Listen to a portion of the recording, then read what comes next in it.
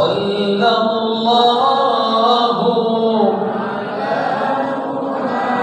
Muhammad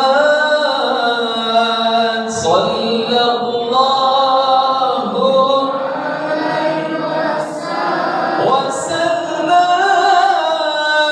sallallahu Muhammad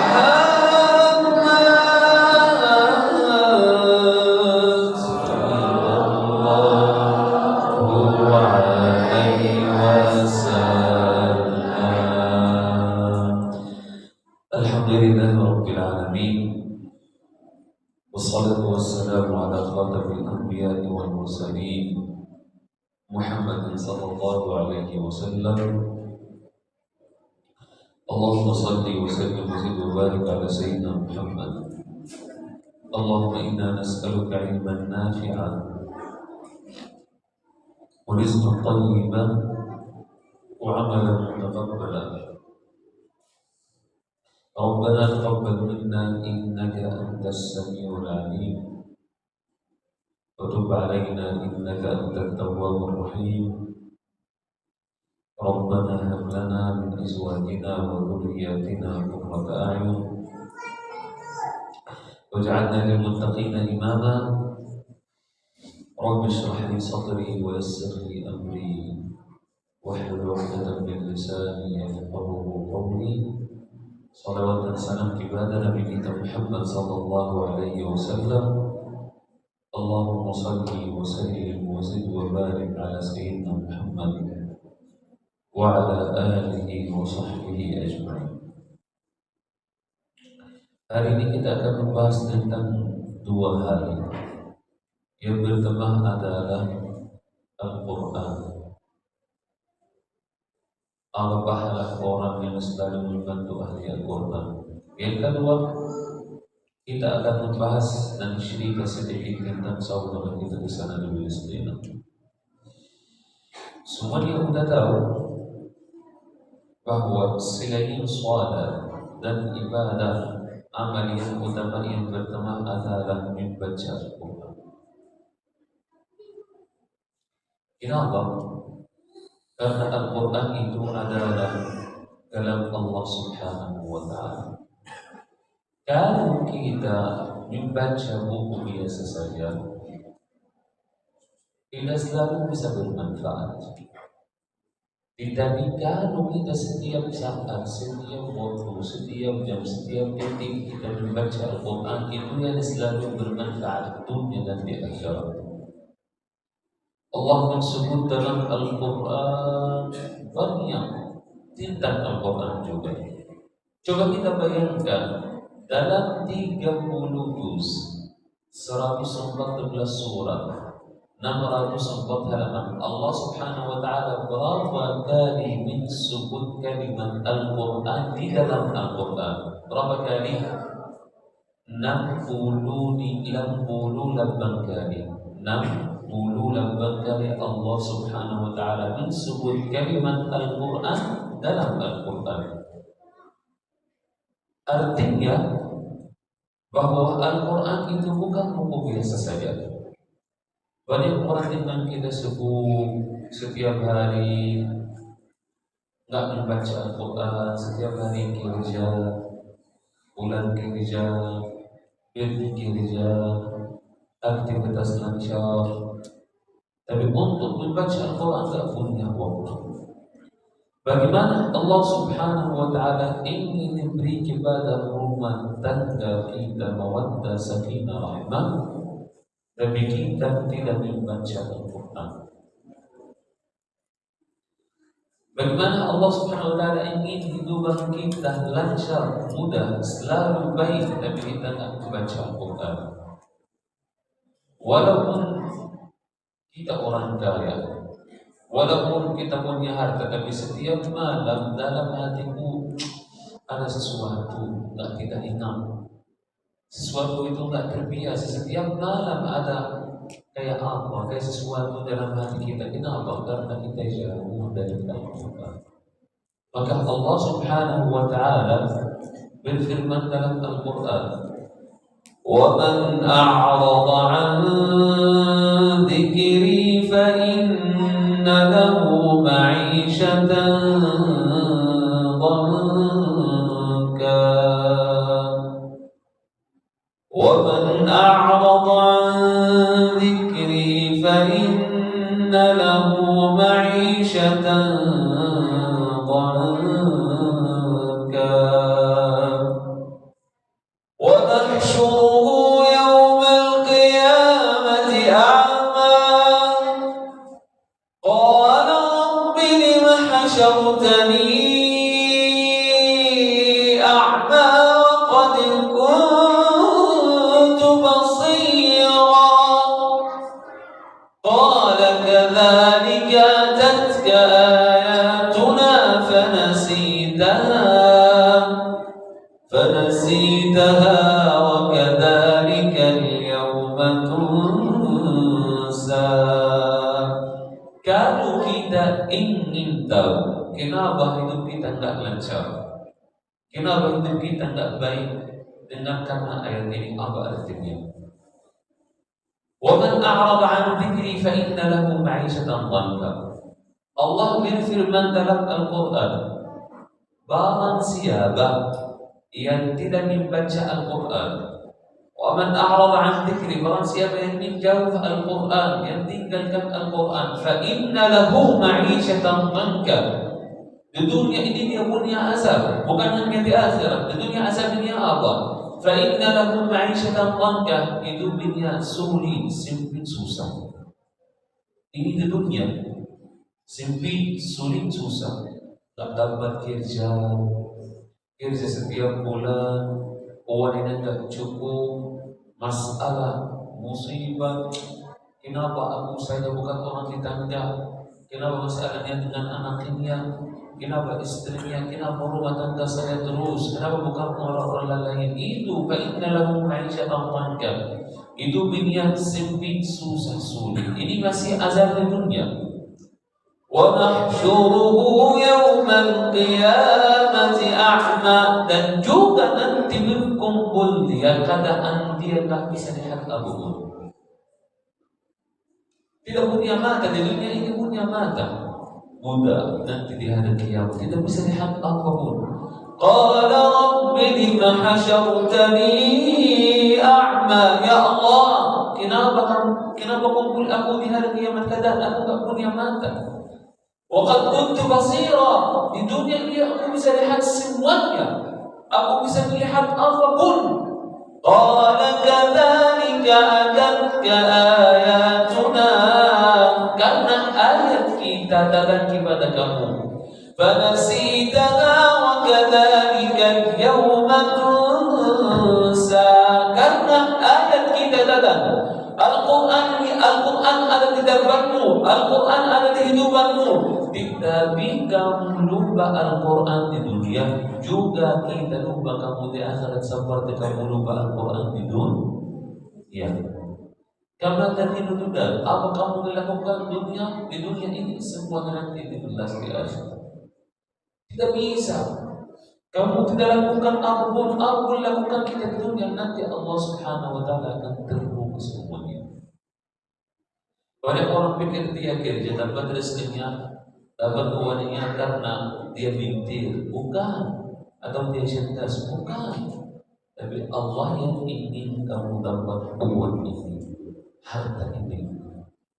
Maka oleh itu ketika kita hidup dengan Al-Quran, jadi hidup kita luar biasa. Allah mudahkan hidup kita lancar. Apa yang membawa saya di Indonesia? Sesuatu apa yang bisa saya datang di Indonesia? Kenapa saya bisa datang di Indonesia? Karena satu hal adalah Al-Quran. Al-Quran yang menjadi kita mulia. Kalau kita bukan ahli Al-Quran, tidak akan mungkin kita datang di Indonesia. Tapi Allah menjadi kita mulia gara-gara Al-Quran. Keluar dari Palestina, masuk negeri lagi, terus tidak ada janji dengan kita, tapi kita bisa ketemu ayat dan imunnya. Artinya apa? Artinya Al-Quran bisa mulia kita juga, bisa menjadi kita besar.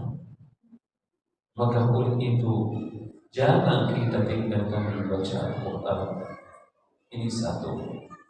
Yang kedua, orang bertanya, Syekh, aku nggak bisa membaca Al-Quran, tapi aku berusaha juga dapat 2 pahala. Satu, karena niat kamu mau baca. Yang kedua, karena kamu berusaha, susah tapi ingin membaca. Alif Lam Mim. Itu dapat 2 pahala lebih pada orang yang lancar bacanya. Yang pertama karena niatnya mau baca, yang kedua karena kamu ingin berusaha membaca Al-Quran walaupun kamu nggak bisa, tapi dapat 2 pahala. Ini luar biasa.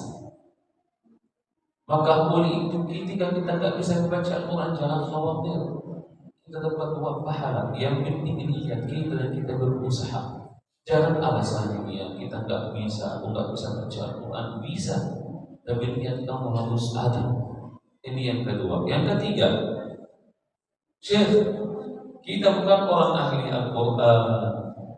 Kita nggak bisa hafal Al-Quran 30 juz. Kita nggak bisa kayak orang yang hafal 30 juz lengkap sempurna mungkin. Ada amal lain kita bisa menjadi ahli Al-Quran? Ada. Apa itu? Adalah amal yang luar biasa adalah kalau kita nggak bisa membaca Al-Quran, kita bisa membantu ahli Al-Quran. Kenapa? Kita ingin membaca Al-Quran tapi sulit, tapi kita ingin pahala juga menjadi ahli Al-Quran. Kita membantu orang ahli Al-Quran karena sesuatu yang kasih kepada mereka, sesuatu yang diberikan kepada mereka, ketika mereka pakai atau mereka makan atau mereka pegang, semua pahalanya kembali kepada orang yang membantu ahli Al-Quran.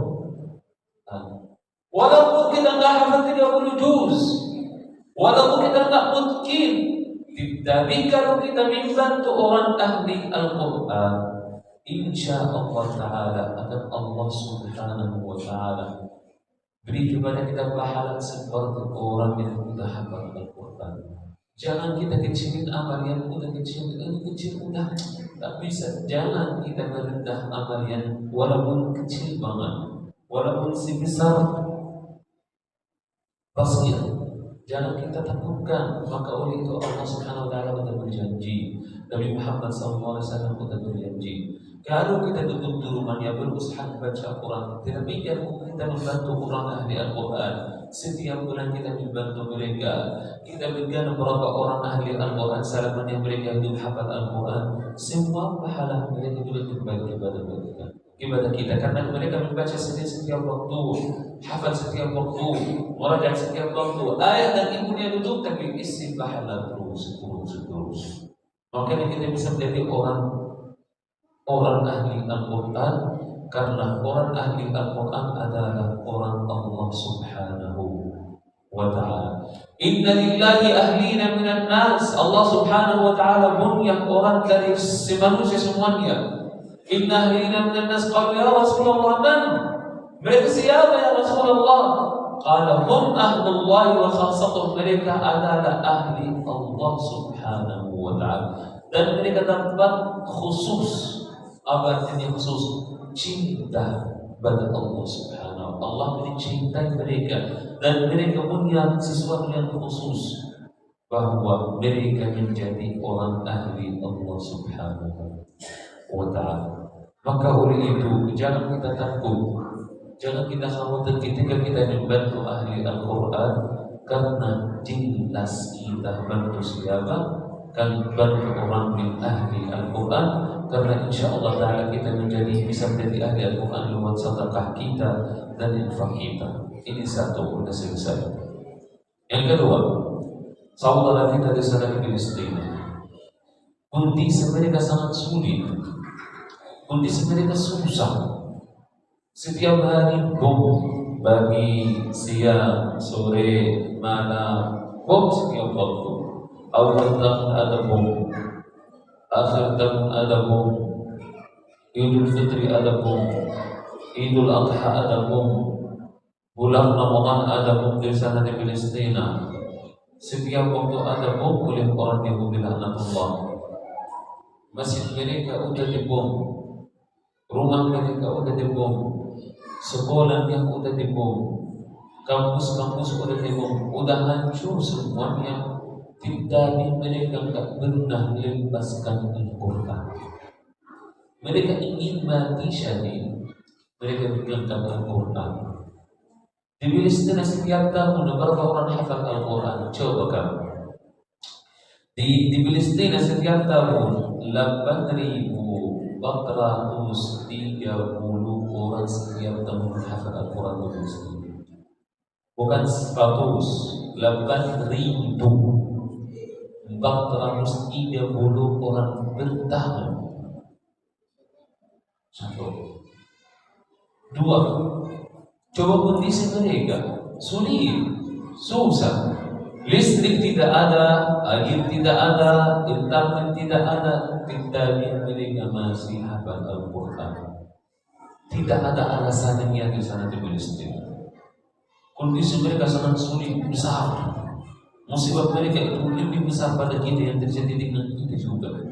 Dan mereka ingin membaca Al-Quran, mereka ingin menghafalkan Al-Quran. Kenapa?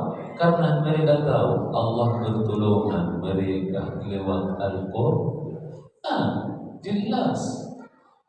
In tansurullaha yansurkum, ketika kita menolong agama Allah Subhanahu wa ta'ala, pasti Allah menolong kita. In tansurullaha yansurkum, kita menolong agama Allah kayak apa? Membaca Al-Quran, rajin salat, sunat-sunat, salat duha, qiyamul lail, sedekah, infak, itu semuanya adalah menolong agama Allah Subhanahu wa ta'ala. Yang suruh ketika kita menolong agama Allah, Allah Subhanahu wa ta'ala akan menolong kita. Itu sudah jelas. Apapun masalah kita di sana di Palestina, solusinya bukan ke dokter, solusinya bukan ke kuliah, solusinya bukan di kampus, solusinya di Al-Quran. Itu masalah Palestina itu luar biasa, sangat susah. Banyak anak-anak di sana di Palestina mati akibat lapar. Mereka mati akibat haus karena tidak ada makan, tidak ada minum. Banyak anak-anak mati di Palestina. Coba kita bayangkan, setiap hari 400 orang mati syahid. Setiap hari itu rutin. Sampai hari ini orang yang sudah syahid dan sudah mati korban, sampai hari ini berapa orang? 40.000 orang. Berapa anak-anak? 17.000 anak mati syahid. Perempuan, berapa wanita? 10.000 wanita yang sudah mati syahid di sana. Tapi mereka masih baca Al-Quran. Rumah mereka dibom, mereka tetap membaca Al-Quran. Anaknya kehilangan ibunya masuk, anaknya dikubur, langsung ibunya membaca Al-Quran. Ibunya mati, anaknya membantu masuk ibunya kubur. Jenazah selesai, anaknya langsung otomatis membaca Al-Quran. Kenapa mereka jadi seperti itu? Karena dari umur kecil mereka hidup bersama Al-Quran. Itu masalah kita di Indonesia. Di Indonesia itu kita halus, manis, bahagia, senang. Tapi banyak orang di Indonesia malas membaca Al-Quran. Tidak bisa kehilangan makan, tapi dia tidak bisa membaca Al-Quran. Harus makan setiap hari 3 kali sampai 4 kali, tapi tidak bisa membaca Al-Quran sekali. Rutin makan kita, pagi makan sarapan, ba'da zuhur makan siang, malam makan isya, malam isya makan malam. Wajib kita makan supaya aktivitas lancar, semuanya sehat. Tapi di Palestina mereka tinggalkan makan, kita mereka tidak tinggal Al-Quran. Karena makan kita untuk apa? Aktivitas kita lancar, supaya jasad kita kuat, supaya kita tak stres, pusing. Karena oleh itu kita makan. Di Palestina ketika mereka masalah, musibah, lapar, mereka membaca Al-Quran karena itu makan mereka. Karena makan mereka adalah makanan pokok rohani untuk jiwanya. Tapi makan kita yang biasa itu untuk kesehatan kita. Maka badan kita udah aman, kenyang, tapi tidak ada yang bisa menenangkan jiwa kita karena kita tidak membaca Al-Quran. Itu juga masalah. Hidup kita nggak tenang, nggak bahagia, walaupun kita punya semuanya. Dan kalau kita jauh Al-Quran, tidak ada bahagia di dunia ini. Banyak orang anaknya masuk jin, orang banyak bikin sihir, banyak orang iri, banyak orang melakukan kepada kita jujur sesuatu. Anaknya nggak bisa stres, nggak bisa kuliah stres, pusing. Anaknya terus setiap waktu pukul sendiri, setiap malam dia suaranya kencang sampai udah jauh, takut mau dipukul aja, masuk jin dalam jiwanya. Kenapa? Karena jauh Al-Quran. Orang ahli Al-Quran tidak akan mungkin jin masuk di badan mereka. Tidak akan mungkin. Kenapa? Karena jiwa mereka sudah penuh Al-Quran. Tapi banyak jin-jin masuk dalam hati orang yang jiwa dia kosong, hanya dunia, harta, kumpul. Maka oleh itu jin dia banyak di rumahnya, banyak dalam anaknya, istrinya, yang ditangga-tangga. Kenapa? Karena jauh dari Al-Quran. Qul uhiya ilayya annahu istama'a nafarun minal jin faqalu inna sami'na Qur'anan ajaba. Jin itu berkata inna sami'na Qur'anan ajaba. Kita dengar Al-Quran bukan dengar musik, bukan dengar alat. Sami'na Qur'anan ajab, kita dengar sesuatu yang luar biasa. Maka takut jin ketika kita membaca Al-Quran. Al-Quran itu adalah obat untuk kita. Maka oleh saudara kita di sana di Palestina, mereka udah rusak, udah dibom, semuanya udah hilang, udah hancur, tapi mereka masih jaga Al-Quran. Di Indonesia 24 jam ada listrik, 24 jam ada air, 24 jam ada internet. Rumah kita ada, masjidnya ada, sekolahnya ada, kerja kita ada, bisnis kita ada, berusaha kita ada, anaknya ada, istrinya ada, rumah kita ada, keluarga besar ada. Tapi banyak orang di sini tidak bersyukur kepada Allah Subhanahu wa Ta'ala, jauh dari Al-Quran, tidak mau baca Al-Quran. Dunia. Apa yang kita maksudkan? Nanti kita mati. Saudara kita di sana di Palestina, kita berbagi malam dia udah mati syahid. Kita malam besok subuh dia udah mati syahid. Kenapa? Karena tujuan mereka mati syahid. Tapi di sini kita banyak orang dunia. Padahal dunia ini adalah sebentar.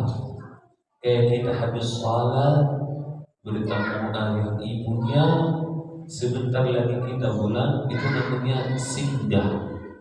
Juga kita di dunia singgah saja 40 tahun, 50 tahun, 100 tahun, 200 tahun.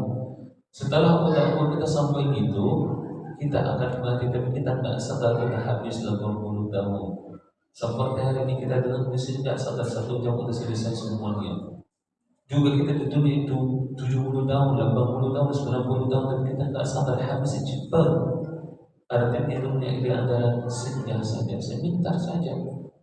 Bukan untuk selama-lamanya, itu sebentar saja.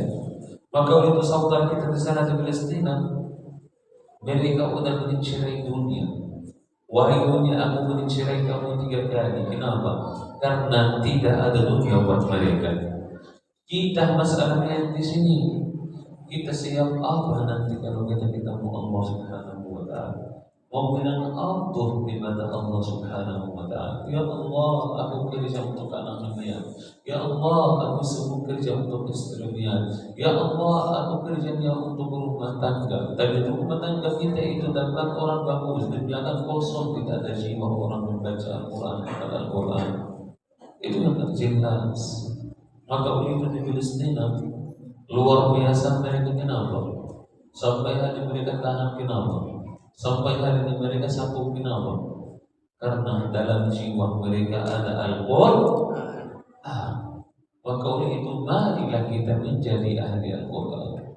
Marilah kita menjadi ahli Allah Subhanahu wa Ta'ala.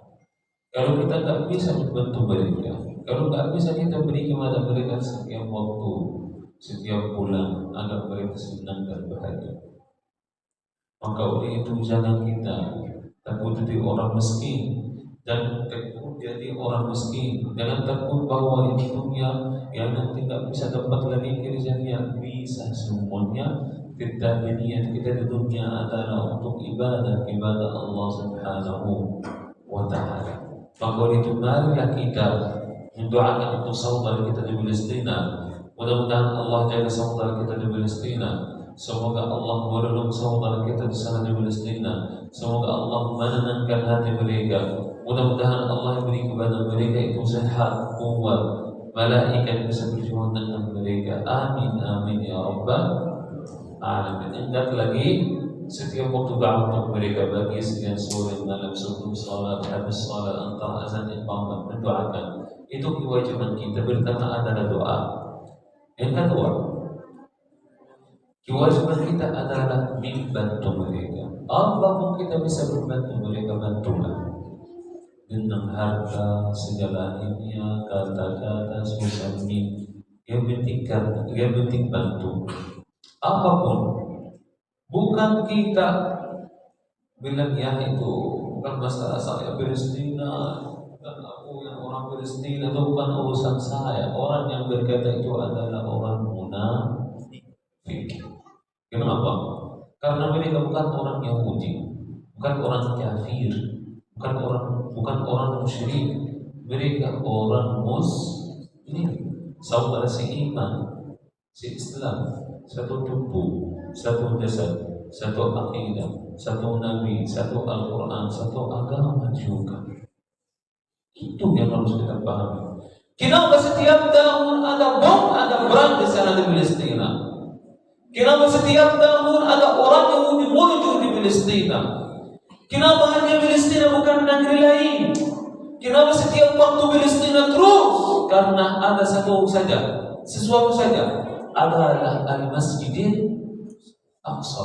Kalau Al-Masjidil Aqsa itu di Indonesia, orang Yahudi akan datang di Indonesia menghabis saudara kita di Indonesia.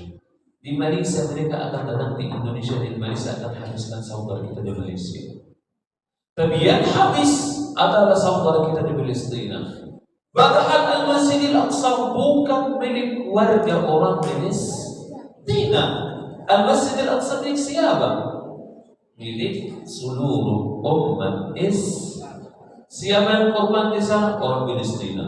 Siapa yang hancur? Orang Palestina. Rumah mereka yang dibom? Orang Palestina. Yang hancur hidupan mereka? Orang Palestina. Orang di sana terus mati setiap waktu gara-gara orang Yahudi. Padahal mereka punya anak, punya istri, orang tuanya, punya rumah, punya kerja. Tapi mereka tinggalkan semuanya,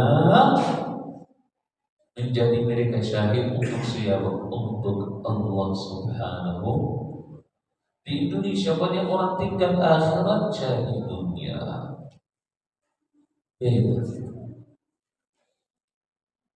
Kalau itu saudara kita di sana di Palestina, jaga Al-Masjidil Aqsa. Kita sebagai warga orang Palestina, kita bisa sampaikan Al-Masjidil Aqsa bukan milik kita. Kenapa kita ingin bahagia? Kita ingin lihat dunia gimana. Kita ingin bahagia di dunia. Kita punya mimpi yang menjadi dokter, profesor, punya usaha, punya bisnis, lancar. Kita punya semuanya punya mimpi. Tapi tidak sampai umur 20 tahun mimpi mereka dan orang yang sudah mati syahid. Di Indonesia anak ini selesai TK, selesai sekolah, kuliah udah masuk, ujian selesai, lulus kuliahnya, selesai kuliahnya lulus, masuk kerja, dapat uang kerja, selesai kuliah udah itu semuanya, udah dapat semuanya, dia nikah, selesai nikah punya anak, udah cucu, udah sampai dia besar udah bisa masih hidup di Palestina, mereka tidak nikah, tidak sampai udah punya anak dari banyak orang Malaysia. Itu yang di sini harus kita bersyukur ya kepada Allah Subhanahu wa taala. Maka oleh itu wajib kita membantu saudara kita di Palestina karena mereka saudara se-Islam, saudara se-iman, saudara Muslim, ukhuwah Islami, satu akidah, satu tubuh. Kalau kamu tak membantu, siapa yang membantu mereka? Kalau bukan sekarang, kapan lagi? Itu yang harus kita pahami. Nabi Muhammad SAW apa berkata Nabi Muhammad SAW? Man lam yahtanna bi amril muslimin falaysa minhum. Nabi Muhammad SAW bersabda, barang siapa yang tidak peduli dengan saudara se-Islam itu bukan orang Muslim.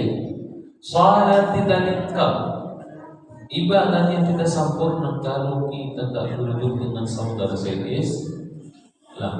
Bukan karena saya warga orang Palestina, saya membahas Palestina tidak.